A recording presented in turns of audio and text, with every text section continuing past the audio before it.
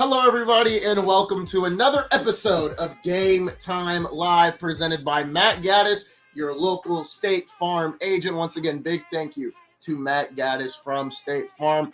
It's Friday, and you know what that means. It's Isaiah Indicott coming at you with another episode of Game Time Live. Hopefully when I graduate, Decott, we can make this Friday show a more consistent thing. But, anytime I'm home, I like doing the Friday show. Next Friday we may do a show, or we may not. I thought I would tell you on the live show, so I've been talking to a radio station. I may be doing some high school games next week for a radio station next week. So, okay.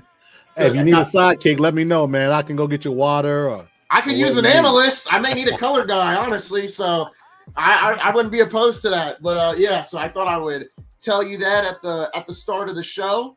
I'm excited for that. Been talking to a couple stations. We'll see what transpires, but we've got a good show for you guys today. Obviously, Monday's show was a really, really NFL heavy show. Once again, thank you to my stepdad, Jason, for coming on and talking some Colts and talking NFL with us. I thought he did great. He talked to me after the show and he was like, man, you guys really, he was like, I love the back and forth. Ramon and Darrell going at it is hilarious. So it's great, and you and Ramon, we're going to get you guys a show going up here in a couple weeks as well. Well, we need to keep Ramon on so I can makes me look better, right? Having a guy with such little knowledge really helps me look a lot better. So we'll keep Ramon going, and yeah, we got some good stuff coming down the pipe, man, for sure.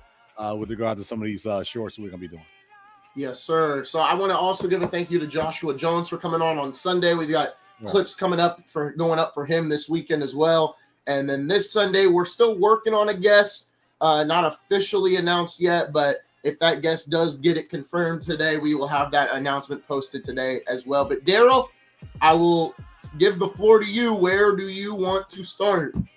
I want to start with me updating my studio, man. You take a look at my new upgraded studio. No more green screen. I took the green screen array out. There we go. I did some revamping, man. We've got this, we've got our sponsor kicking in for us, and I did an overhaul for the Palacio Estates here. And I think I like it, man. I like it a little bit, so we'll keep that going too. So I want to hit on something that I said I wasn't going to talk about, a week and a half, 2 weeks ago, was the NBA.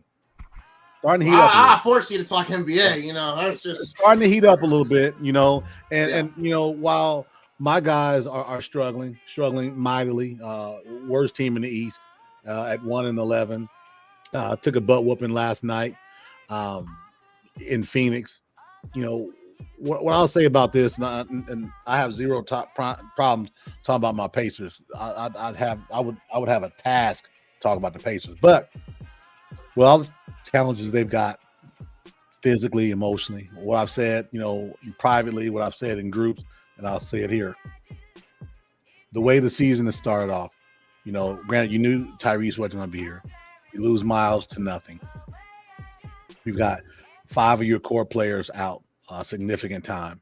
I say you play your young guys. You got some young guys that you've invested some time in and draft equity over the last couple of years. You reduce Pascal Siakam's minutes a little bit. The reason why is I don't know there's any other player that plays as hard and works as hard as Pascal Siakam. My fear is what's happened with the Pacers this year is guys going down with ailments, and I don't want him going down with an ailment. He is a core player. He's a very important player. But with that said, we got to be honest and be real about the Pacers at this point. 1-11, you may go on a run of 3 out of 4 or 5 out of 7 or something like that. But the hole you've dug yourself so deep with the East being so evenly matched, it's going to be really difficult even to get into a play-in opportunity. And I would like to see our young guys play. I don't want to see them going outside of the organization, getting a bunch of guards elsewhere.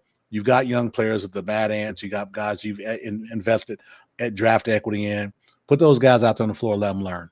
This reminds me of the year Golden State had all their players out. I forget what year it was. They were in the lottery, and they got James Wiseman as a number 2 pick. I'm not saying that, but what I'm saying is this is a very similar situation. You're not going to be able to overcome all what's happened to you as a team. You got to be realistic. Now, mind you, this is coming from a guy who's invested capital in going to Pacer games. I want to see the best product out there, but I'm also got to be realistic. At this point, I want to see our young guys with Pacer across their chest and playing hard, and then let the chips fall where they may. That's my take on my Pacers, and I want to make sure I got that out there, right?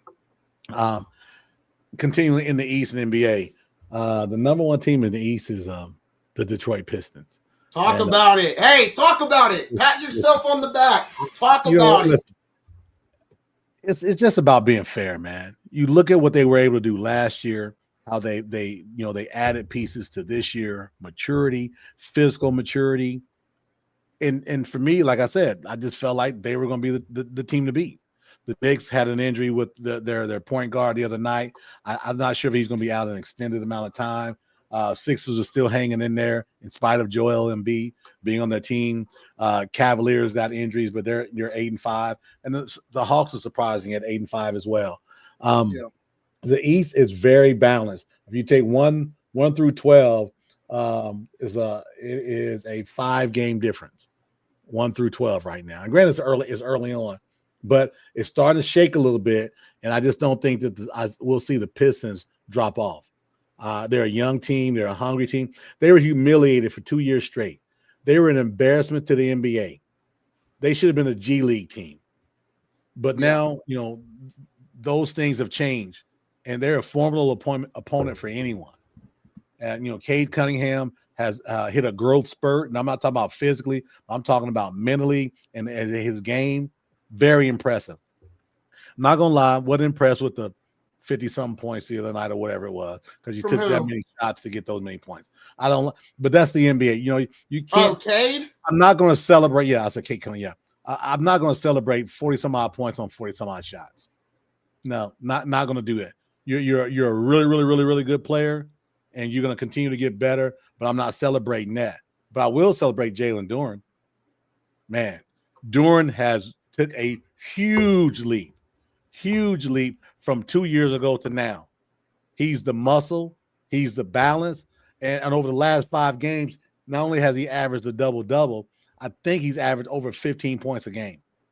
So I see nothing derailing the Pistons. I think this is a good opportunity for them to look at a trade partner for Jaden Ivey to reinforce maybe their backcourt or their front court, because I just don't think Jaden Ivey is going to be able to crack not just the rotation, but the hearts of the fans in Detroit. So this may be an opportunity for them to look at maybe, strengthening their bench or getting some draft capital in the future for Jaden Ivey. That's my thoughts on the East. We've talked about the West. This same thing. Thunder, head and shoulders, but Nuggets are right behind them. Spurs are in third, and Rockets are in fourth, and your wonderful Lakers are fifth, man. So, and that's without Bron. And I know you said privately, Bron should definitely come off the bench when he comes back, because you said he'd be a liability or something like that. You said as a Laker. I can't remember. I can't remember exactly what you said, but something about Bron liability. Never said he's something a liability. Like that. I can't remember exactly what it was. I'm gonna get into it today. I'll let you elaborate. We're gonna get into it today. I actually made the Lakers the cover of the video for a reason. So. In all seriousness, though, the Lakers have played above their skis while Bron has been out. The Laker faithful hope that he's able to come in and fit in and keep on playing. So where the Lakers go will be determined what role LeBron wants to have in his last season in Lakerland. To be quite honest. And that's going to be up to Laker fans, and you ought to talk about, because I'm not that in depth in it. But you being a real Laker fan, I would love to hear some of your conversation about Bron, return, and how that's going to affect not just the rotations, but the lineups, and also the chemistry as well too. Yeah, no, I would agree. We're gonna hit on the Lakers here in just a sec. We're gonna hit on the whole NBA as a whole, Darrell, because we are going to pull up the standings real quick before we go to the tier list. So I'm going to go ahead and get that pulled up, because I've been watching a lot of games. I've been watching also a lot of college basketball, which I don't mind talking about today as well. We're not going to hit on as much NBA or as much NFL as we did on Monday, because we gave the NFL a lot of deserved time. We kind of took a step back on the NFL coverage, but I think we found a good blend of just covering different sports at the same time. You and the Crossroad guys are doing a good job keeping us with the college football content every week as well. But we're going to hit on college football a little bit today as well. Here are the standings in the NBA as they stand right now. And Darrell, I said this when they were undefeated, and it is reigned true about Chicago. They have fallen off a little bit. Now, I still think they could be a play-in team or a playoff team right now, but they weren't. I don't think they were going to remain where they were. Things are starting to look a little normal in the East now. You've got Detroit and New York. I think that's expected. Philadelphia is a little unexpected, but I do think Philadelphia will stay above the top 6 in the East if Edgecombe and Maxey continue to play at the way they're playing. And you don't need Embiid every night with the way they're playing. Edgecombe and Maxey are getting it done. They had a strong win over Boston a couple nights ago on NBC. The Cavaliers look okay, but I think right now I'm still concerned about the health. They can't seem to have everybody out on the floor at the same time. That's my biggest concern about Cleveland. Atlanta staying afloat without Trae Young. That's huge for them. Onyeka Okongwu had a 30-point game. So shout out to him. He is one of my favorite centers in the NBA. I think he's very underrated. So it was great to see him have that type of performance. And then the Toronto Raptors, right? I probably need to give them a little more credit on the pod. So here's some of that credit to them. Good stuff from the Raptors. I've gotten to sit down and watch a couple games. Ingram looks really good. Scotty Barnes looks good. This team, they're playing together. There isn't like Barnes is the number 1 option, Ingram's the number 2 option, or vice versa. They're playing as just a team. There's not really a guy, but they've got capable guys in Ingram and Barnes, it looks like. So props to the Toronto Raptors. Once again, I think the Bucks just need to make the playoffs, and they're my dark horse if they get in. But obviously, Darrell, out of all the teams right now in the East, Orlando has been the most disappointing. Your thoughts on them? Well, no, I agree 100%, right? We talked about the Bulls at the beginning of the season, how they had such a great start, and, things kind of level out a little bit, right?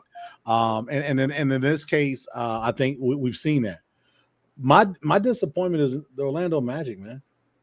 Yeah. I'm a big I got a crush on Van Carroll. I thought the trade getting a young man from Memphis was going to bolster their backcourt, solidify some things. I thought the Wagner's brothers would have another year of growth.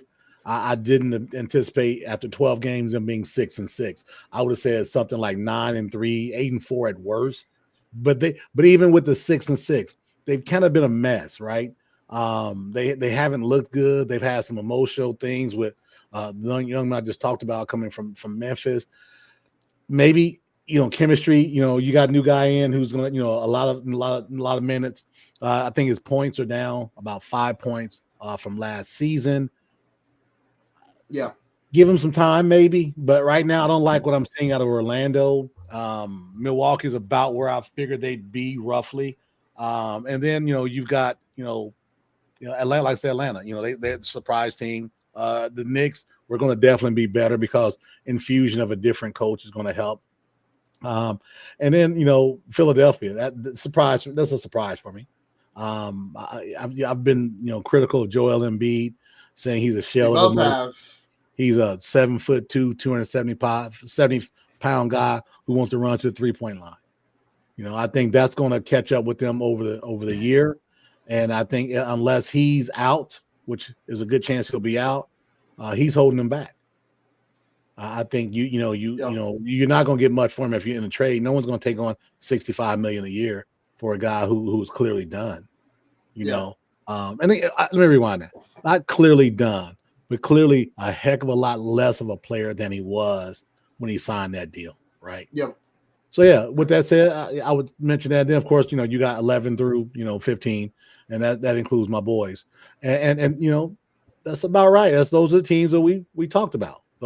Those teams, other than obviously the Pacers, because I anticipated about a 5, no worse than 6 seed, with everybody back and everybody healthy. But that's what we talked about. Health matters. And at this point, I think Boston won't make the playoffs. I think the 11 through 15 is the right 11 through 15.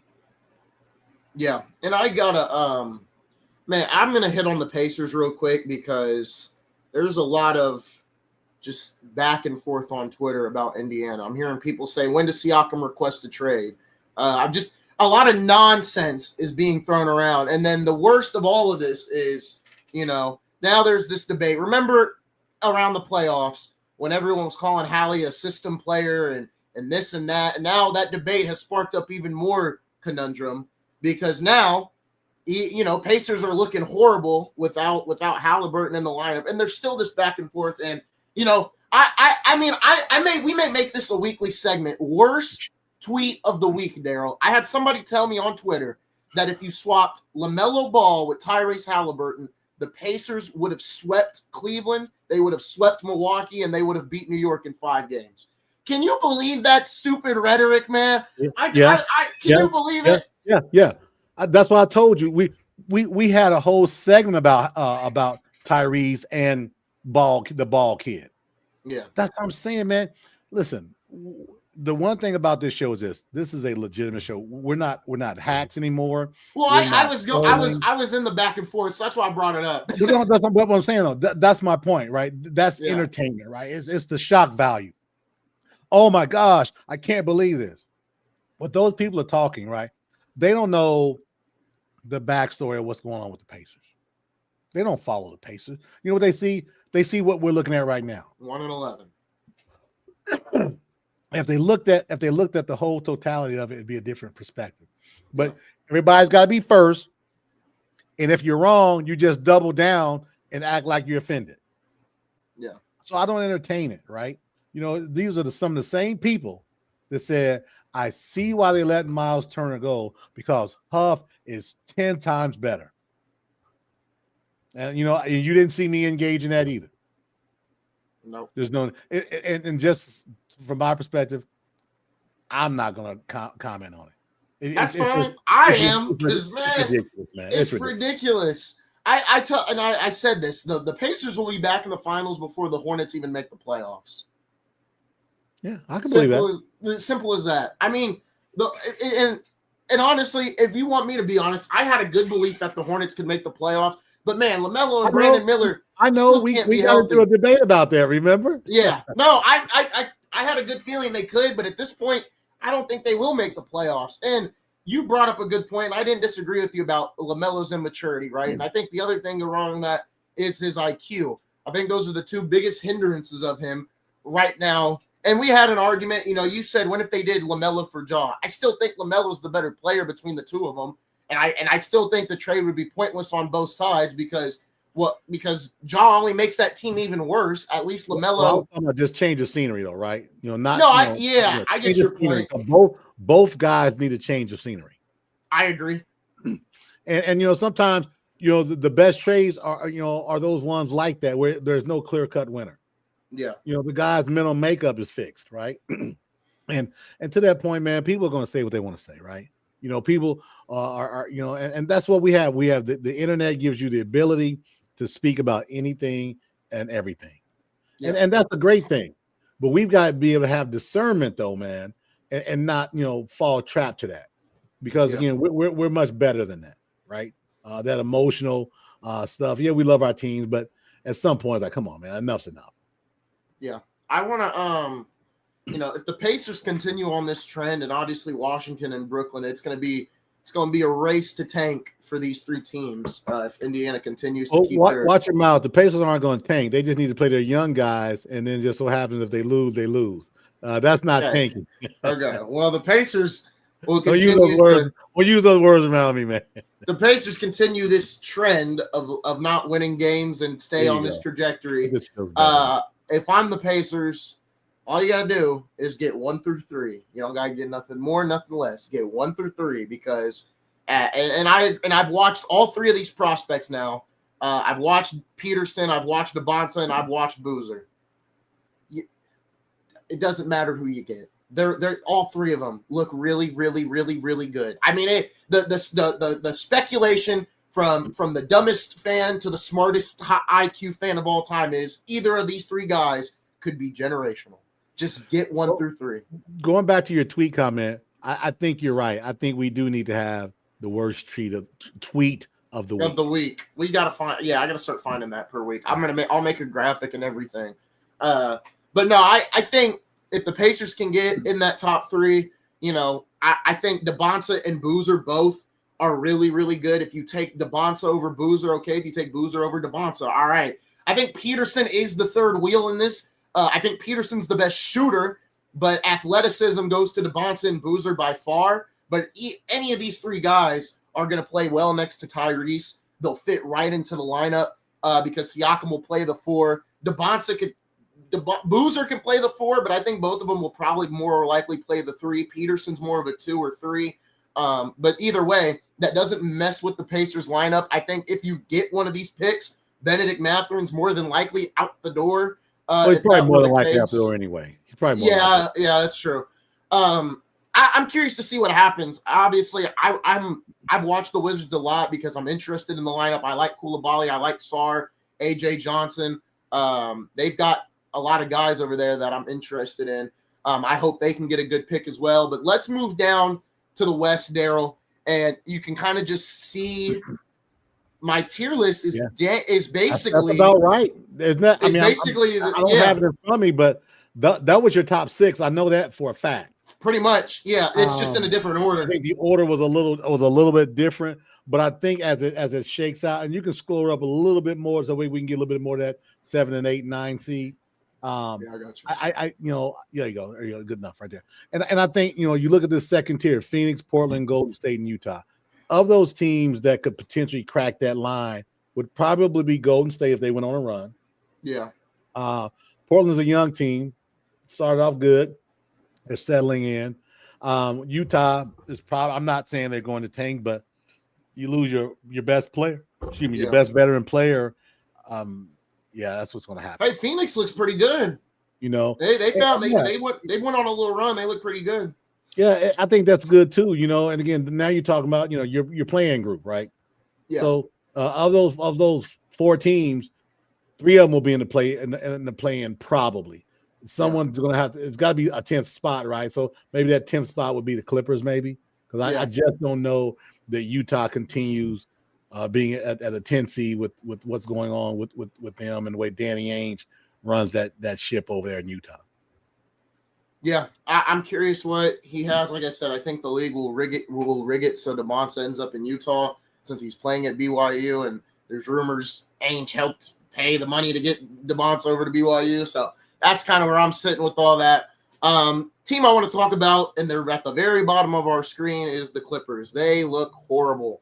Beal's going to have season-ending surgery. Kawhi Leonard is Kawhi Leonard. Brook Lopez is old. Like I mean. It's the unction. It's the unction function in LA. I mean, one team has a 26-year-old superstar, the other team has a retirement home. That's literally what you got in LA right now. And then the Kings, of course, but who cares about the Kings? So we talked about this, I think, right? If the Clippers make the playoffs, they could be really good, with Kawhi, Harden, what they did, they took Denver to 7 games last year, but right now, granted, we're about to hit the 15-game threshold, but they don't look good, and it's going to be hard to climb back from this. I get it. We're only a couple games in, but at 3-8, with the way Phoenix is playing, with Portland being probably going to continue to teeter around 500, it's going to be hard to catch up. You may win, but you got to jump people, and that means jumping people means they got to lose, right? Yeah. So to that point, they've got an uphill climb. They better get started now. You better not wait until January or February because it may be too late. At that point. So the West is interesting, but again, those bottom 5 very similar to the East. Other than the Clippers, you move the Clippers out and you put Utah there, and I think you got your top 10 in the West. I don't think anybody would disagree with that. In the big news of the week, Nico Harrison of the Dallas Mavericks got gone in Dallas this week. Absolutely shameful. Why you say? I'll let you go ahead. Go ahead, give your point of view. It's easy for me. There's no way in the hell Nico, trades Luka Doncic without ownership's approval. Yep. I said it last year, and people laugh. Oh no, he's just a terrible GM. He wasn't saying that 2 years prior when he made the trade to put him into the finals of the Western Conference Finals. It's true. Same thing, same guy, right? You don't give him any credit for the deed that he did, but then all of a sudden, when Luka Doncic gets traded and it looks like a horrible situation, now he's all to blame. If you're gonna give me the credit, you're gonna give me the blame too. If you're not gonna give me the credit, you're not gonna give me all the blame. There's no way ownership says, yeah, do what you want to do, trade Luka with no word. No, there's a like, yeah, let's go for it. From all the reports, that's my thinking. I'm not there in Dallas. Yeah, but I just don't think this man had that much juice to trade such a polarizing guy in that franchise. From all the reports, when Cuban sold enough stake to where he wasn't the majority owner, Cuban stated multiple times on multiple shows he would never have traded Luka. He wouldn't trade Luka. I've seen that too. There was a conflict between Cuban and Nico. Nico never brought it up. Nico never really saw in Luka what Mark Cuban saw in Luka. So when the majority ownership went to this ownership group, Mark Dumont, whatever his name is, he pitched the idea to trade Luka to Dumont, the new owner.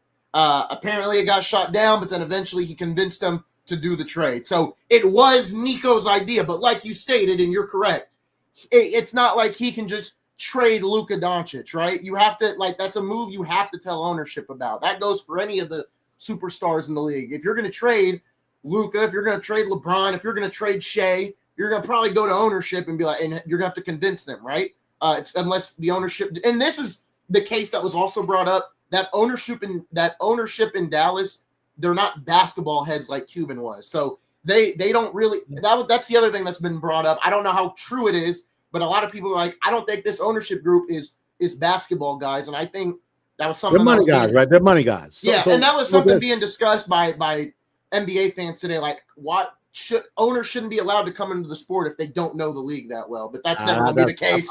That's never going to be the case. That's BS. Yeah. It's called capital. If you got the capital, you got an opportunity. The commissioner of the NHL had no idea of what he was doing. They brought him at Bettman, had nothing. He knew nothing about the players, nothing about hockey. Yeah. Now he's a successful commissioner in the NHL. Stop it. Yep. But with that said, finishing up with Dallas, the ownership should have came out and said, we supported this. They ran and hid. They didn't say a word, and not that I've seen anyway. Well, no, there was a quote last year. There was a quote where he did defend the trade. I'm talking last year. Yeah, there was a quote where he said it. I'm not talking about a quote because they're putting a microphone in the general manager's face right after the game. Hey, talk to us about this. I didn't see one report that says blame the owner for this trade. It was blame Nico for this trade. Ownership should have came out and said we supported this. It was our decision. Now, Nico was definitely a scapegoat here in this situation. Don't get it twisted, but he also pitched the trade. So he doesn't matter. He doesn't have any juice to say yay or nay, though. He's got to be approved. He's got to be, and all I'm saying is this. Everyone has said is all Nico. So the ownership fires him, right? Come out and say, yeah, hey, we supported this deal. Own it. Yeah. That's what you call an owner, right? So it's time to own it. Wow. Because you didn't, 3 years ago now, you didn't say anything about the trade that got you in the Western Conference Finals. And Grant Cuban was there. And Cuban, Cuban was still there. You got to be fair and balanced. If you're going to throw this man under the bus and all these horrible things, he is not you. I'm talking about Peter. Yeah. There's no conversation about ownership in Dallas. It's only about Nico. It's on both, right? And look, I know it, right? We're not going to sit here and be. Yeah, I'm not going to. Yeah, this Nico. I'm not. Let's just sit here and say how it is, Nico. I mean, this was probably the outcome. It's probably the outcome. Yeah, and I said it. After the trade. To be fired. Coming into the season, people were saying, "Well, Dallas has a real shot. Dallas has a real shot." I said it on this pod. I said defensively they're great, but healthy, no. Offensively, this team was not going to be that good, especially with Kyrie being out. Your 3 best players are injured. Your 4th guy is a aging, Thompson who can't shoot it in the ocean. Then you've got a prodigy as a rookie who everybody thought he's going to be the next superstar. He's got to take time. And Jason Kidd's running him at point guard. Like, what are we doing? They've had challenges very similar to a lot of other teams with injuries as well. This is a great opportunity for them to get rid of Nico, and that's what they did. And you know what's funny about this? You know what? It's poetic justice, right? When they traded Luka, what was the reasoning? Oh, he gained weight. He gained weight. You see how much weight AD's gained? He don't look like Luka Doncic. You might want to go look. Man, please. I want to go look. Luka Doncic is like a circle, man. Stop it. Hey, he's on a circle right now. Well, he's in LA. That's my point. My point being is this: he doesn't look as bad as Luka Doncic did in Dallas. And on top of that, he's dealing with continual injuries as well. And I'm not a Davis fan. He's dealing with injuries. I am an AD guy, but your whole reason. I'm not piling on Dallas. I'm just not going to do that. I am. Your whole reason for trading him was, he's losing. He's gaining weight. AD's gained. You're a Lakers fan. Be happy. Be happy. I'm happy. I'm happy. I'm through the moon.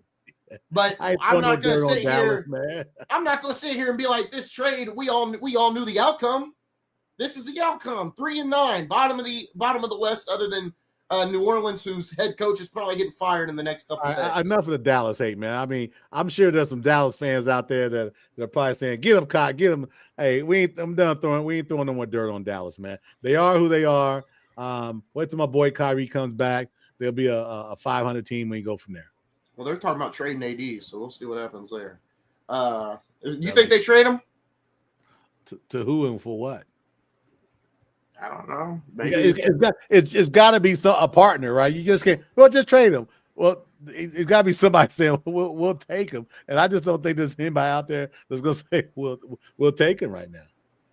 Yeah, that's true.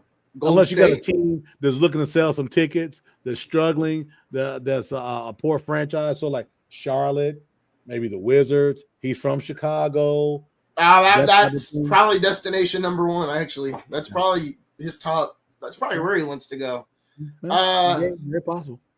Yeah, for sure.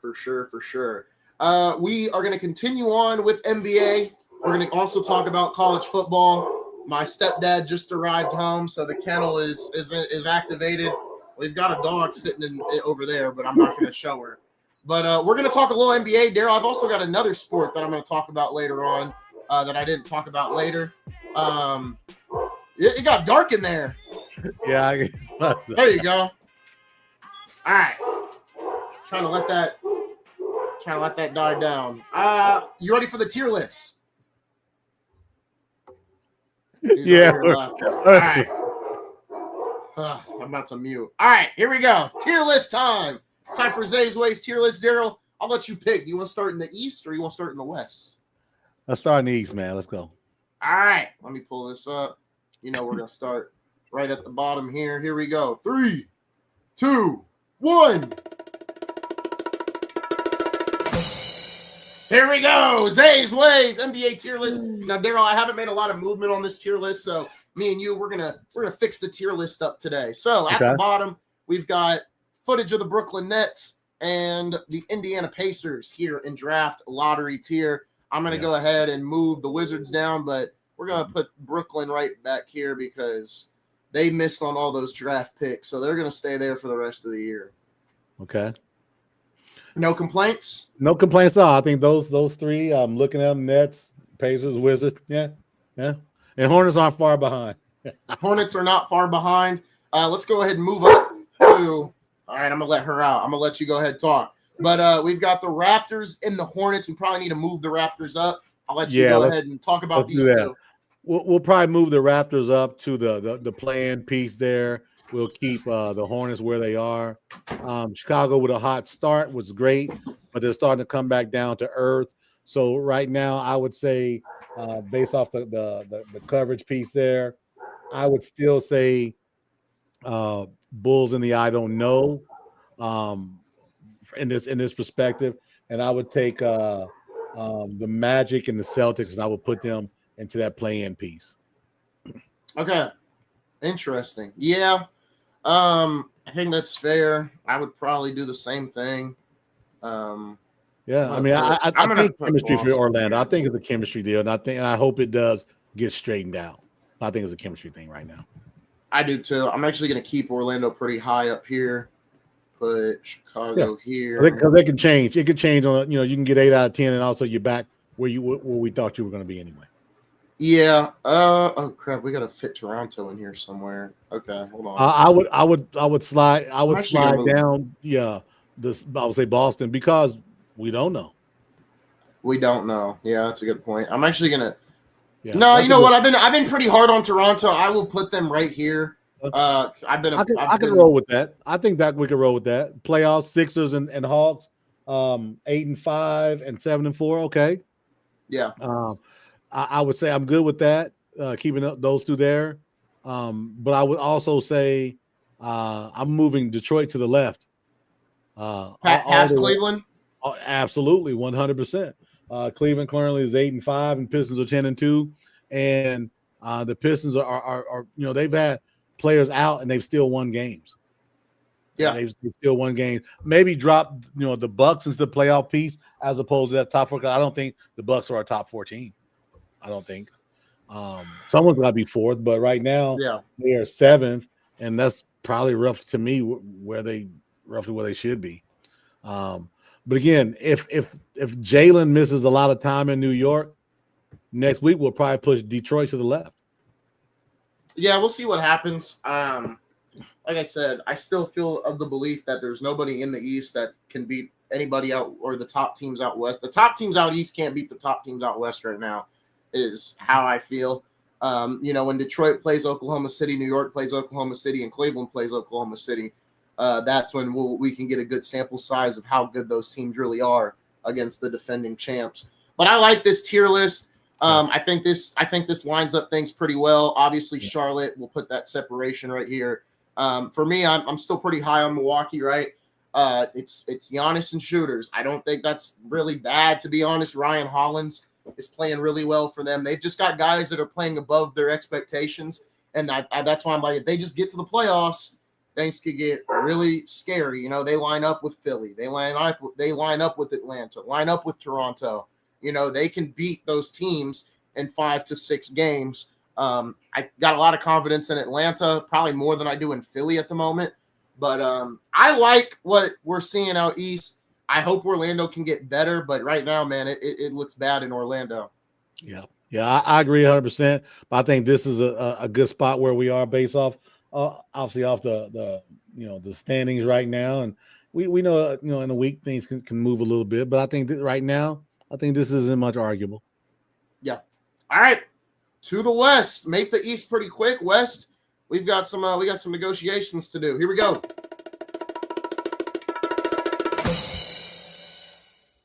All right. We got to move. Right. We got to move a lot of things around. We have not done this in a minute for the West. So we'll probably move New Orleans down. Darrell, we moved Utah down last week just because of Kessler being out, but they're still afloat, so maybe. Yeah, but you're talking. We're looking at what we perceive, right? And I would maybe just here. I would bet that the Utah Jazz will be in the lottery this year. I'd put money more than on likely. Yeah, and, I'm gonna put. And in that case, I would say, put them in the lot where we think they would be, right? Yeah, I'm gonna put a gap between Memphis and Utah and Sacramento and New Orleans, just because Memphis. They're not playing as bad as these two, so I'm not going to put them next to it.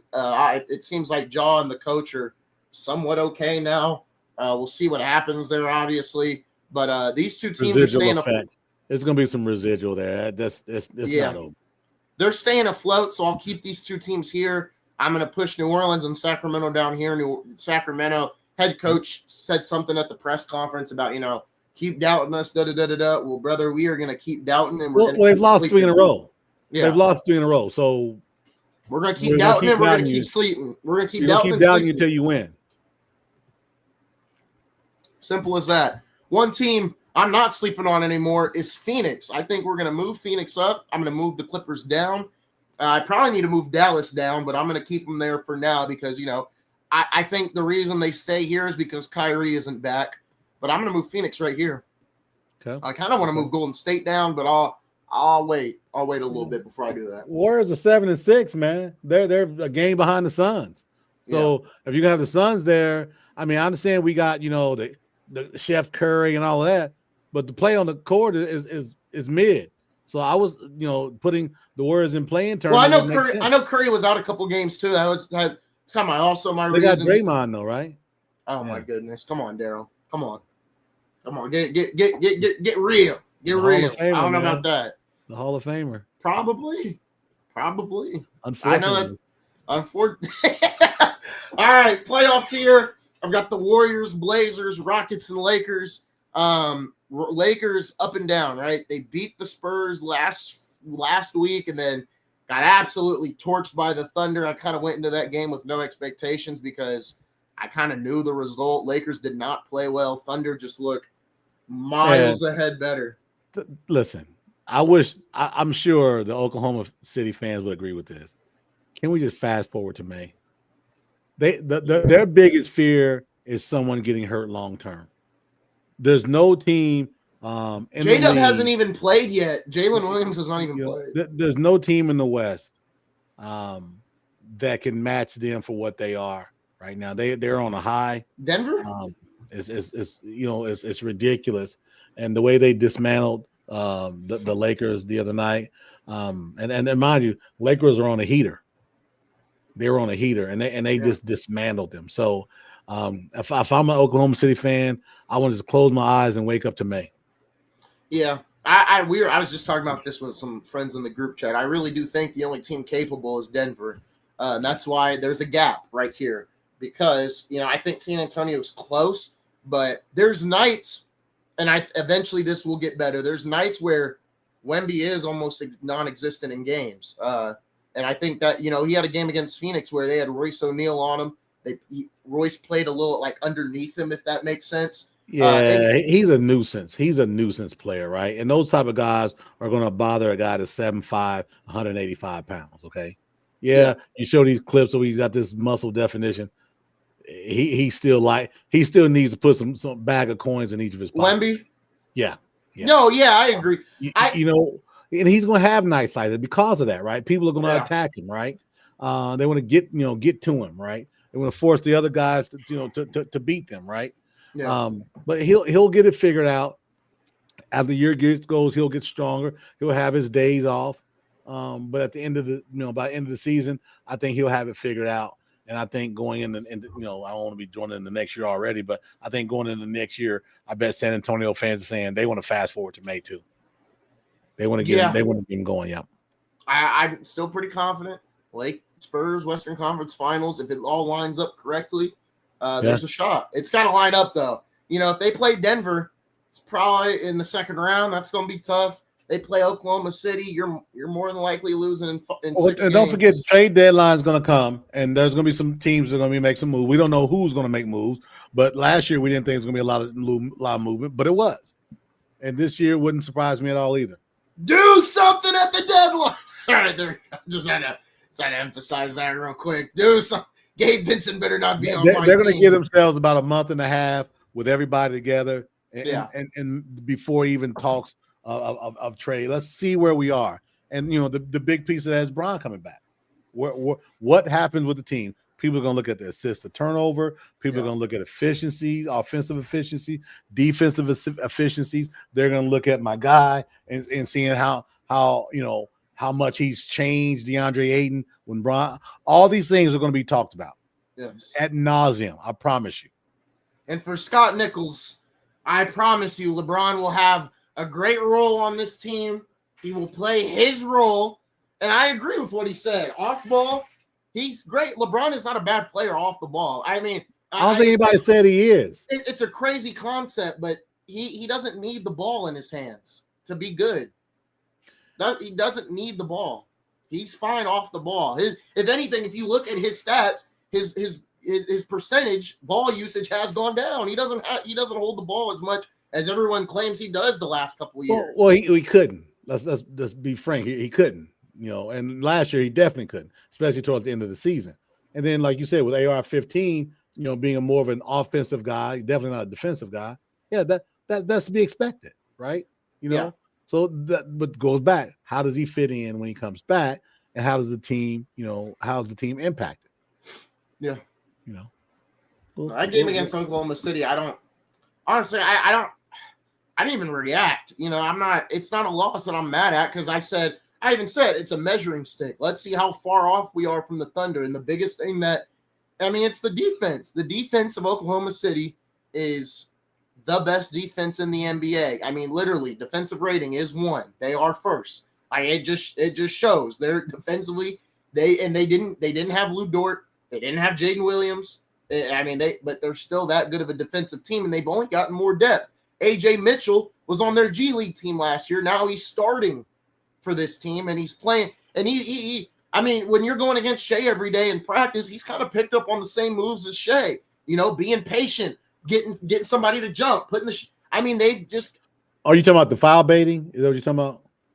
Sure. Okay. Sure. Well, I'm just asking because I see that online. People say foul baiting. When I watched AJ Mitchell, I'm just saying like his ability to be patient and get, Shea gets that mid-range. Obviously he gets fouled on it, but even Shea, he'll pump fake, somebody jumps, then he'll fall back and hit a mid-range and knock it down. AJ Mitchell has kind of picked that same thing up. Obviously there's foul calls mixed into that. There's a lot of people angry, and I've seen that. And again, I'm not going to subscribe to it. Right? It's the NBA. You really can't play defense like you want to or be physical at all. That's what the league is. And what Shea Gilgeous-Alexander is doing is just taking advantage of the rule. He's not alone. There's about 75 guys in the league that are very similar to that. Yeah. So I'm not going to complain. I'm teasing about the foul baiting piece. Man, listen, they're some of the worst calls I've ever seen in the NBA. That ain't going to change. Yeah. That ain't going to change. So it's okay. He's not a foul bait. He's a guy taking advantage of a system, man. I think the only thing that frustrated me, and I think we talked about it during the finals, is specifically Caruso and Dort. It feels like they just get away with all the contact in the world when someone's dribbling the ball. Reputation, man. That's Reputation. really my. And when you saw my tweet, when I tweeted that out, where I said, because you put laughing, and I didn't explain it, I just put it out real quick. That's why I laughed. I knew what you were going to, right? But the thing is, it's reputation. Think about this, right? In the NBA, and this ridiculous. NBA is a good game, but I no longer love it. Like anyway, so one of the things that I've complained to you about when you hear a guy say, "Well, he hasn't been in the league long enough to earn that call." That's it. Stupid. That's reputation. Well, and you know what? Dort has a reputation, and Caruso have reputations of being tough, hard-nosed defenders. So I want to ask you this too, because I think the other thing that's being talked about, and you can attest to this, right? When Shaq was playing, they didn't give Shaq fouls a lot of the time, just because of his size and weight and stuff like that. Everybody doesn't agree with that, right? So do you? I'm just curious because people are talking about it's hard to officiate, right? Because here's the thing. Why I say because people are saying Wemby's going through the same thing right now. Like here's why I say Wemby's not. Wemby wasn't 300 pounds and would just run over people with like a bowling ball. Shaq did a lot of that himself. I get you. Well, he didn't get the calls he deserved. Well, there's a lot of calls that he didn't get called on him either. So that's true. Again, I'm not knocking Shaq. I hear all. Well, he never got the calls he deserved. I could get you a highlight clip of showing him running people over and him getting calls for himself. So is it fair that they don't get the calls because of their, Shaq for his size, Wemby because he can literally just stand and dunk? No, I think you got the refereeing is so difficult. It's hard to referee. Is it hard to referee? I know it's hard to referee in general, but is it harder to referee that type of player? Yeah, because the way guys fall off like they got hit, you put a finger on a guy, and a lot of these guys they'll fall on the ground, right? I'd love to get Coach Wood on. We got to get Wood on. It's like, was it real contact? Was it not contact? Well, you remember Coach Wood talked about that. He says, it's hard to officiate because you don't know, how a guy takes the punishment, right? Shaq gave out a lot of punishment, but he also took punishment because guys did take liberties against Shaq. They put their forearm in him because he's 7 foot, 300 pounds. Yeah. So it's harder to move him off a spot, right? So I wouldn't. You couldn't pay me $500,000 a year to be a referee because it's hard to referee those guys. And then on top of it, the league wants you to be okay with certain things. So I can see that. We got to get Coach Wood on. I think that That's been an interesting topic regarding Wemby, is just the foul calls and everything else. I know we can't get his dad on, but we can reach out to him, tweet him up, and say, "Hey, look, these are some things we want you to ask Dad about, so we can get back and have some conversation towards." Yeah, no, I'll definitely shoot him a text for sure. For the viewers, that's Coach Wood is Leon Wood's son, NBA official for the last 20 plus years, Olympic gold medalist, hell of an NBA player, and we had his son on a couple of months ago to talk about refereeing, NBA, and a lot of other things too. So maybe we can get Wolfgang on and kind of we could hit this a little bit, because I promise you there's gonna be a lot of conversation about refereeing as always. Yeah, I want to give a shout out here to our good friend. That's our guy right there, Coach Wolfgang Wood here. Yeah, son of NBA ref Leon Wood. He is over there coaching St. Bonaventure out in California. He came on the show in some of our earlier shows. So just gotta look at this new locker room he got, Darrell. I like that. That's high school. That's high school. Yeah, that looks pretty good. So awesome for those guys. We will definitely have Coach Wood on. We're working on some other guests as well. So it's looking pretty good for the Game Time podcast, Darrell. I appreciate you giving me 50 minutes of NBA talk. I know it's hard for you to do that, right? I know. Hey, listen, man. I know you hate the league. You have no idea how difficult this was, right? But I understand that, this is a show for all, right? Yeah. And I'm trying, man. I'm really doing my best to, I promise you within the next month or so, I'm going to sit down and at least watch 2 straight quarters that don't include the Pacers. I commit to at least 2 straight quarters that does not include the Pacers. I promise you, I'm going to give it my best, man. I probably have to do it with the volume down because I can't take that. But I'm going to give it 2 straight quarters. Honestly, obviously ESPN's coverage is god awful. I'm not going to blame you. If you could for me, watch NBC's coverage on Tuesday. Not this Tuesday. Who's on there? Tirico, and it's Tirico. It's Tirico and Reggie Miller, and then Jamal Crawford's their third guy. But last week it was Reggie Miller and Tirico. I've always liked Jamal Crawford all the way back to his Michigan days, right? Yeah. I didn't like him when he played against Indiana because he was going against my guy AJ Guyton. But I've always liked him, and of course I like Reggie Miller. He tries to be as balanced as he can, when he's doing the Pacers stuff. He really works hard, try not to be biased, but it happens, and I get that, right?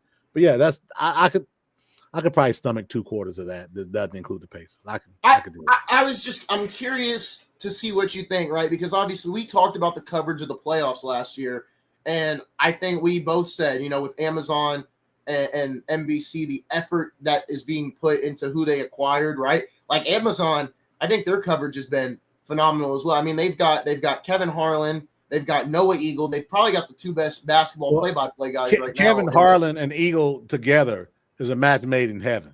I mean, you've got they both could of those do football. guys. They could do football, and it'd be great because obviously Eagle has done football, and also Harlan has as well.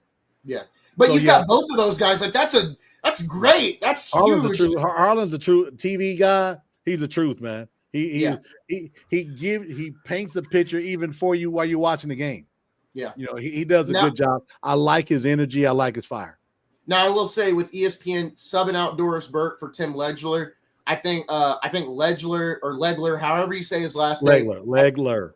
I think Legler has done a better job next to Richard Jefferson and Mike Breen. I think it has made it more palatable to watch. I think Legler does a good job of explaining what's going on. If you really like basketball, he gives you a real in-depth explanation of, maybe what they may run or how they ran it. So I think that part of their coverage has been good. The Inside the NBA crew, same as normal. There wasn't any graphics changes, like the same graphics you saw on TNT. I saw that because I was clipping through. It looked like TNT, except there's a circle with ESPN at the bottom. And it's honestly, they feel more tamed. It's not. I don't think I mean, clearly ESPN is not. You're damn right. Somebody talked to him and said, "Listen, this isn't going to work." Yeah. Right. You got to give me some leeway, right? Give me some leeway. I'm sure they didn't come in saying you won't do this, but because it's Barkley and Shaq, right? So you're going to have some leeway. But I'm sure there's been some conversation about, kind of blasting your own from, players and also the ESPN broadcast as well. And that was the biggest complaint was like, you've got this is the number one NBA show, right? This show has been the show for the NBA the last 10 years. And you've got mainly Shaq and Chuck. Shaq's talking about, well, this guy ain't better than me. He wasn't doing what I'm doing. Like, because he's the most sensitive 7-footer that ever lived. That's why. I'm telling you. Shaq is my God. Hey, did you see the piece? This was a couple years ago when Kenny said the hack of Shaq, and Shaq went off and said, "Hey, stop calling it the hack of Shaq." I'm just saying, call it the hack of something. Don't call it the hack of Shaq. He's so sensitive about everything, man. And you know why that is because he knows he could have had 7 rings if he would have kept himself in shape. But you wanted to slack off after getting 1 ring. How about this? He knows because he should have listened to Kobe. That's what needs to be said. Listen to Kobe. Kobe said it himself. If he had just an ounce of the work ethic he had, they'd have how many rings? I mean, and here's the funny thing. He boasts about being the son of a military man. I'm telling you. Listen, he boasts about being the son of a military man. That was his reason for why he was so hard on Dwight Howard back in the day. That's an oxymoron if I've ever heard one. Like, I'm telling you. If you're in the military, you're working hard. You're getting up early. You're staying up late. You're working hard. You're fighting. You're not sitting around saying, "Oh, I'll get in shape during the season." That's not the carryover from a military son. Yeah. So when he says that, I always scoff and laugh. Yeah. I'm like, stop, man. Don't. That's his reason for what he says, I guess, on Inside the NBA. I'm like, dude. I get it. But again, anyone who knows, and not believe me, being ex-military and my son being, I know. Don't bring your dad into this. You didn't get that effort from him. This is you being selfish and you being sensitive. Yeah. Darrell, I want to move on to a sport that we haven't talked about a lot. We talked about it, I think, one segment a while ago. And that's a sport I used to watch a lot. But I got to rant on it a little bit. I think I told you I would. I saw your tweet. It's about NASCAR. And because, man, I'm telling you right now, I'm going to read this. NASCAR's informed some team executive before the end of the 2025 season that retaining a playoff was the most likely outcome of its championship system review. I will pull up my tweet because, man, I'm so tired. I just, there's no way you can keep this format. The whole point of this format was to have, quote unquote, Game 7 moments. Here, I got to pull it up. Was to have Game 7 moments. Right? We want to have the last race of the season decides the champion. That has not worked. People want a full season championship points format, or you do what you did back from 2007 to 2013, where in the last 10 races of the season, you reset the points for the top 10, and then you have a 10-race shootout for the championship. But deciding the champion on the final race is not the way to go. The fans don't want it. Nobody wants it. You've done this format for the last 10 years, and it has not worked, and they continuously continue to do it. Right here. I mean, if they continue this format, Formula One, who has made big grounds in America, they have 3 races per year. They do a street race in Vegas. They have a track in Texas. They have a street race in Miami around Hard Rock Stadium. IndyCar will probably never catch up, but with the Indy 500, it's always the biggest event in the States, maybe other than Daytona. But I watch this sport. I used to watch the sport every week. I wouldn't leave the house on Sundays, Darrell, for NASCAR. I'd stay at home. I've got a bin of NASCARs over there that I still have. Like it's ridiculous. I was a huge NASCAR fan, but this format specifically is a lot of the reason why fans have continuously you talk about the NBA and how they've lost fans because of NASCAR is in that same boat, and it's even worse because at least with the NBA, it's not their playoff format. For NASCAR, it's their determining of crowning a champion is the reason fans are leaving the sport. It doesn't get worse than that. Listen, I'm not going to act like I'm an expert on it. I've followed your tweets. I saw what you're talking about. It does seem kind of odd to me, but the NASCAR piece has become more and more odd anyway over the last few years, and it seems like it's really par for the course. Hopefully they get it right. They kind of listen to the fans, those ones who are spending their money to be entertained, to go to the races. I'm sure they've got some type of a TV package that's a NASCAR package or something that's out there as well too. They make 7.7 billion, and they're on Fox, Amazon, TNT, and NBC. They got all 4 of those networks, and they get 7.7 billion from them. But my biggest issue is F1 does a full season points format, right? You do a certain amount of races. Whoever has the most points is the champion. IndyCar does the same thing. But for NASCAR, and there's a minimum number, right? And there a minimum number of races to be able to qualify?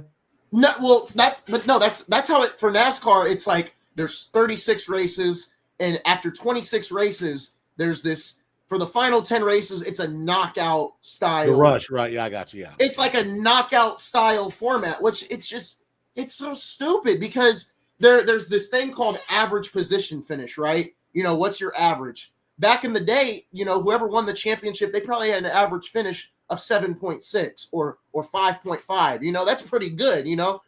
These last couple champions that they've crowned, their average finish is like 14.5. That guy should not be the champion of your sport. He just shouldn't be. There's years where a guy won't win one race and they've won the championship. That's unacceptable.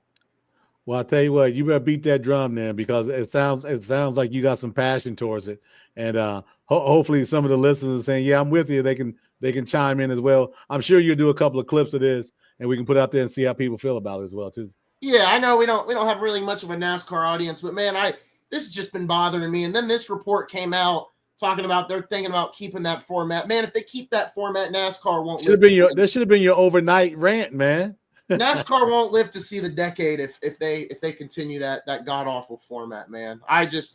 It's embarrassing to even be a fan of that sport. That's why I've really gotten more into Formula One in the last couple of years. But Darrell, I'll hand it over to you. College football tomorrow, and I think maybe today as well. It's going to get interesting. I will go ahead and pull up the bracket from this week as well. Yeah, I've got the games up for this week. We've got, Pitt versus Notre Dame. They are at Pitt, 12 o'clock on tomorrow. We've got South Florida and Navy. That's a big one out of their conference because Memphis took that loss last week. This is going to go far because Navy still has Memphis as well. So if I'm Memphis, I'm begging for Navy to win since they've already beat South Florida, and then have an opportunity to come in at the end and beat them. At the last game of the season. Indiana's over Wisconsin, not much there at all. Then you've got a little bit more of a challenge here as I scroll down. You've got Oklahoma's coming to T-Town, 3:30 Eastern on Saturday, playing Alabama. Then you've got Florida and Ole Miss, right? And that's a 7 o'clock game along with the Texas and Georgia. Those are the big games for the weekend. For my money, I'm going to give Texas the edge over Georgia. I know you're going to get 3 points at home, but I think Texas's defense has been stout, continue to be stout, and I think their quarterback is starting to play like people thought he would be able to play. I think there was some guy on a podcast that said he would be his Heisman Trophy winner at the end of the year. And the last 3 games, that young man has played that way, right? I think it's still maybe too late for him to get into the race. However, if they run the table, he's back in the race. Yeah, that means they would have beat Georgia and Texas A&M. Yep. So he's back in the race if those wins come up, right? That's no knock on the other players, Mendoza or anybody else. It just means that, like I said, the name, the cachet, and the winning. If they win out, don't be surprised at all that the name Manning start coming up as Heisman Trophy. Yeah, and I like this bracket. I think if you get this bracket, you've got 3 games that could be close. Obviously, Georgia and USF, you got another result. But Notre Dame, Oregon, that'd be a really good game. Texas Tech and Miami, that'd be a really good game. Texas Ole Miss, that'd be a really good game. You got 3 first-round games that, people would say, last year people were complaining about the first round, saying, it wasn't needed, da-da-da-da-da. This would be really good right here. I like this bracket. The challenge I have is this, right? This thing is going to be upside down. I know. Yeah. I know that I'm Nostradamus, but I promise you, it won't look like this in 3 weeks. No. But the thing about it is, I wish, the only wish is it shouldn't be a playoff game for college players in a winter environment. I don't like that. I didn't like the fact the way that the Notre Dame game was played, how they played at home. I didn't like that. I'm still a fan of the neutral games. I understand you earn the home. No, this isn't baseball. This isn't NBA. This is NFL. Home field advantage. These are still college players, and I wish, my hope is or wish is there'd be a neutral game somewhere in a controlled environment. I mean, fine if it's regional, fine, but being able to play football in the snow in a college playoff game just seems unfair to me. Interest. I personally like that the first round games are where there's a home advantage. A lot of people do. I personally do like it. And that's probably split. That's probably a lot of people do. I'm just saying. No, I get your point though. Now, if these are the teams there, and if it's sat to here, the only potential weather you'd be dealing with would be the Oregon game. Yep. That's the only, but I'm sure there's a stadium on the West Coast somewhere where you could play in California, right? I don't like the fact that there could be a potential, advantage. And I understand, well, you earned it. We got the first round. Yeah, I know, but I want it to be even. I want it to be even. And I think a neutral field, controlled environment is the okay. Let me ask you this: where are the conference championships being played? In a neutral field. Yeah. Right. That's all I'm saying. Well, I don't think it's a bad thing because you look at obviously last year they did conference champions get the top 4 seeds. That's not the case this year. So I think now more than ever, potentially. Well, I think now more than ever, I think those home games maybe mean a little more to a team like Texas Tech, who's going to win their conference championship game, but they're not going to get the bye. So you kind of get rewarded either way it goes. Since you don't get the bye, you get a home game. So I think last year, if somebody would have told me, we don't need the home games, I probably agree because it's like, the conference champions are going to get a bye. So it's not the end of the world for them. But I think that's not a hill I would die on. I'm just saying I get your point. My preference would be I just rather they be in a situation where the weather isn't a factor. Yeah, that's all. I think so. Go ahead. No, just saying. But now, if you're a team like Georgia, where weather wouldn't be a factor, you're right. But that could be flipped as well too.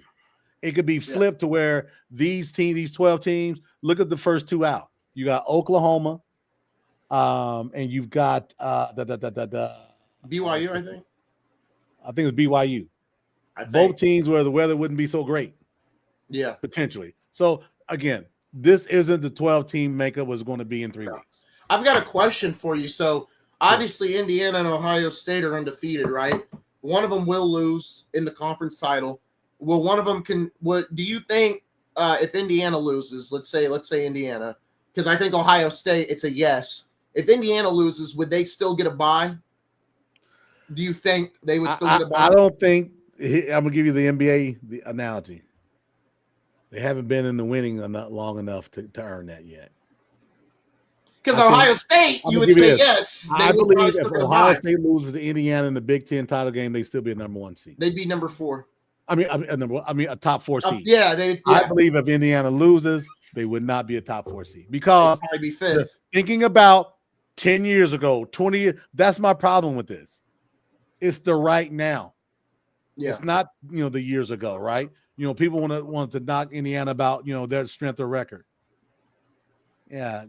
Imagine Boise State we'll pull that stat up and post it in the group. Yeah. You'd be surprised at what you see. And all I'm just saying is it's this year, right? And with that said, I think Indiana would drop out of the top 4. But also with that said, I think if it stays true to form somewhat. Texas beats Georgia. Texas beat A&M. Texas takes over that spot, and say Bama, beats Oklahoma. Bama beats Auburn, and they lose in the SEC title game. Say to A&M. I think the SEC title game, both teams would have if they win out. So if A&M wins out and Bama wins out, there's a lot of ifs and all that, right? Yeah. Both of those teams win out. They get to the SEC conference title game. They both are number one, are both the top 4 seeds. Yep. Now, the flip could be Bama loses to Oklahoma. Texas, in turn, beats A&M and whoever else is on their schedule. Now you got Texas. Now it's still a lot can be shook up. Yeah. So will it be clear after this week? Well, yeah, because Texas will be done with Georgia, and Bama will be done with Oklahoma. Yeah. So I think this time next week we'll have a little bit more clarity on this number, because whatever you do is going to drive through the SEC. We can say what we want. It's going to drive through the SEC. Yep. And there's a pathway. There'll be 5 teams out of the SEC in this title run. Right there's now, a pathway. 5 teams. I'm not saying, it needs to be because there's a pathway. There is a pathway, though. How many do we have right now? 5. Oh, okay. That means it's a pathway. That's my point, right? Oh, there's no chance. Well, I'm seeing 5 right here. But yeah. Yep. I think Oklahoma's on the outside looking in right now. Yeah. Which means they could replace a team, right? Yep. Who wins the Heisman, Simpson or Mendoza, or is it pretty clearly going to be Mendoza now?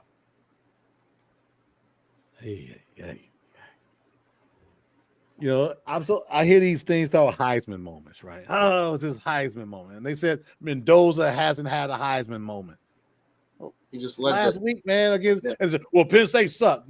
You wasn't saying that at week 1. Yeah, come on, man. They suck. They're terrible. No, they're not. They got talent. They ran to a bad spot, right? Yeah.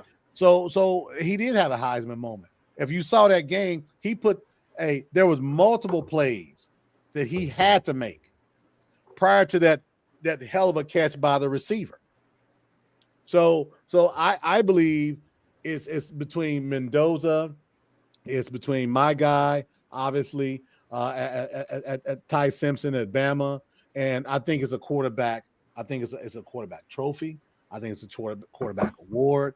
And I think if you look at this, I think your Heisman Trophy winner is going to be coming from one of your top 12 teams, which would mean Mendoza, Simpson, potentially Julian Sand, but I don't think he's getting a lot of push. And then you turn around, and if Texas runs the table, there's a young guy by the name of Manning that's going to get a lot of luck. Yeah, we'll see. I know. Listen, I'll say this. I'll get my little horse here.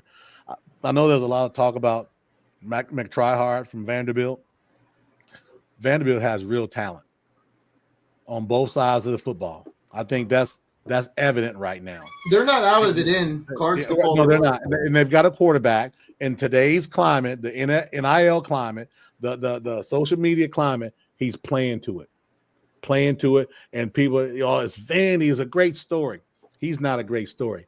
He's a Johnny Manziel wannabe.